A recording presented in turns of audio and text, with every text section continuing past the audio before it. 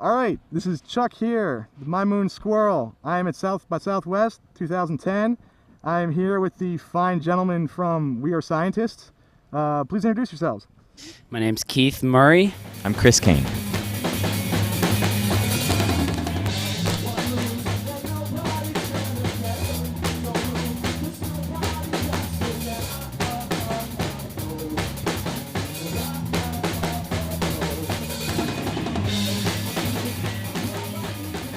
So you guys are playing some shows. Are you promoting anything, new albums? I think I saw on your fine website that you guys had something coming out pretty soon. Tell me about that. You remember your experience on our website correctly. We do have a new album coming out in June called Barbara. It's a collection of 10 of our finest tunes, our current 10 finest, hopefully. Yeah, or at least favorite. Right. They're still above anything Green Day's ever done. It's true. How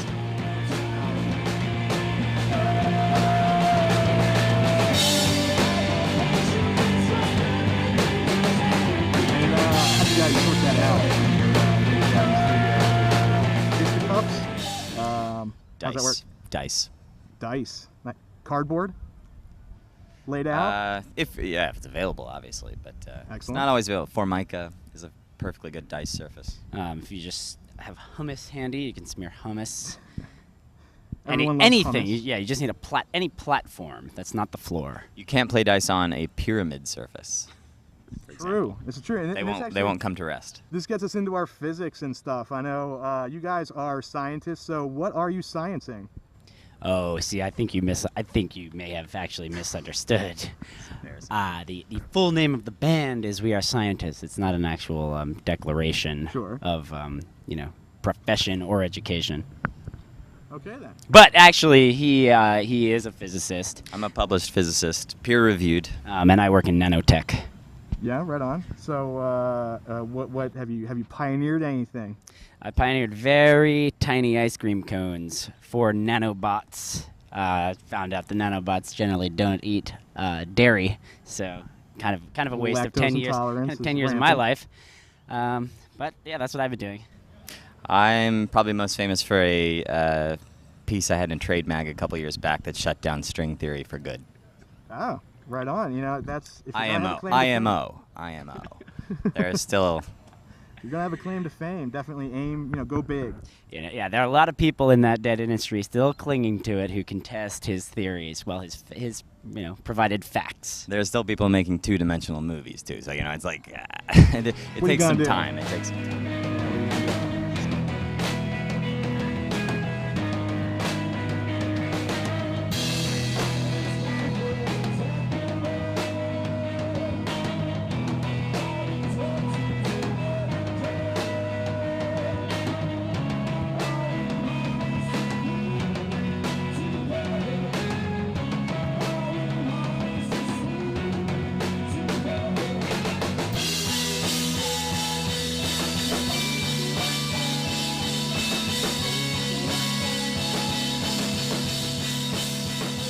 So tell me, our site is basically a nice place on the internet to go when you're bored and you're looking for stuff about the moon. When you're bored, what about when you have active interest? What about when you're excited? Sure.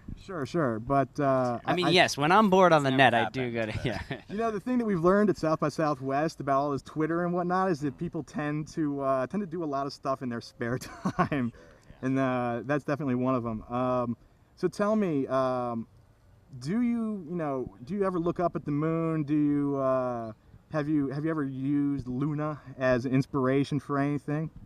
I base most of my decisions on conversations I have with the moon.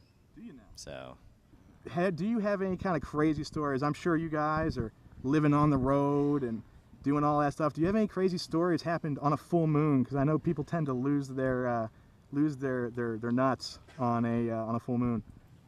That's true.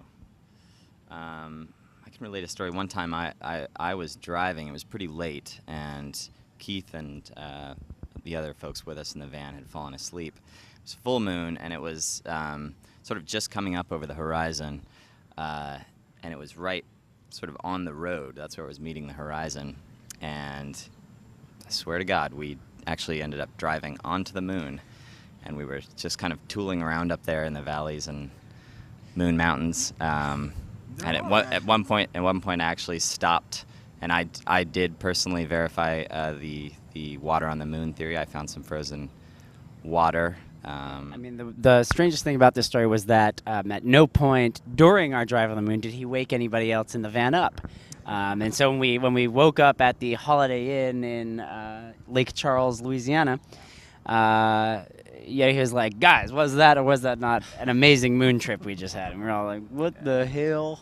It wasn't until the next day when he continued talking about his drive on the moon that we really began to wonder I didn't want to freak them whether out. or not he'd fallen asleep I didn't driving. want to freak them out. There's no air on the moon. Admittedly. I thought, frankly, we were in a pretty dangerous situation. I think. Did you have the AC in the van cranked Yeah, up? you had everyone Well, pressed into I hit some that line. recycle air button, so the air was just getting keep recycled. it recirculate. Yeah, but I think only because of my special relationship with the moon did we get out of that alive. It's actually little known We were fact. led back On the to lander, Route 10. there's a small recirculate button that the guys pushed. And there should be. Yeah. There better be. There's gotta be. Yeah. So while you were at the moon, cheese-based product or soy-based? That's one of the things that we've had to be conscious to ask here at South by Southwest.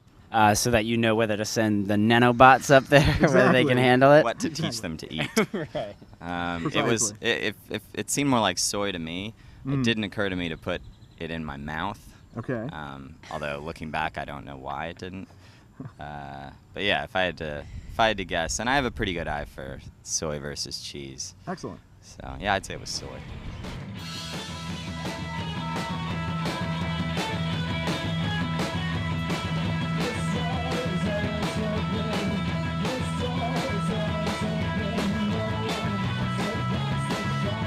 Do you find yourself using coffee as a hangover cure? coffee. Yeah, we can afford given our paychecks, we can afford coffee at almost any time of the day, up to 3 Excellent. cups a day.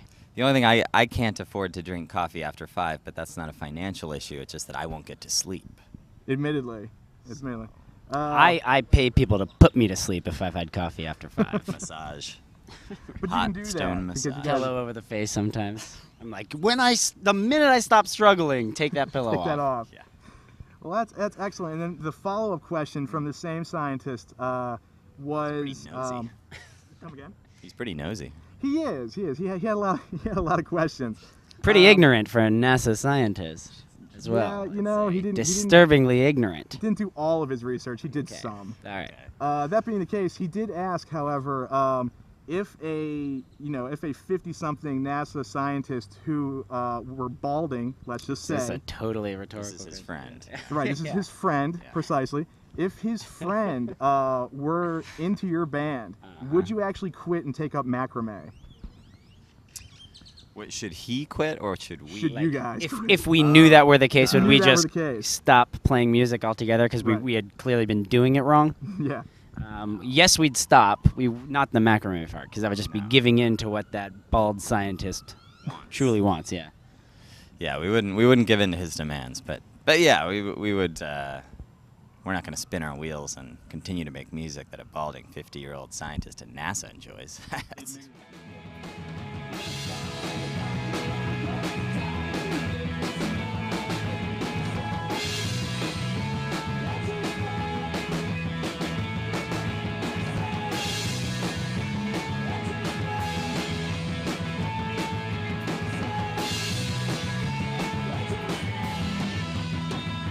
Well, good deal. I'm glad then, in that case, that you guys had nothing better to do No. than to talk to your Yep. your government. So I want to thank you guys again, and check out their website. Go ahead. Can we get an address from you guys? Little tiny braces behindyourteeth.com. Good deal. All righty. Thanks. Thank you.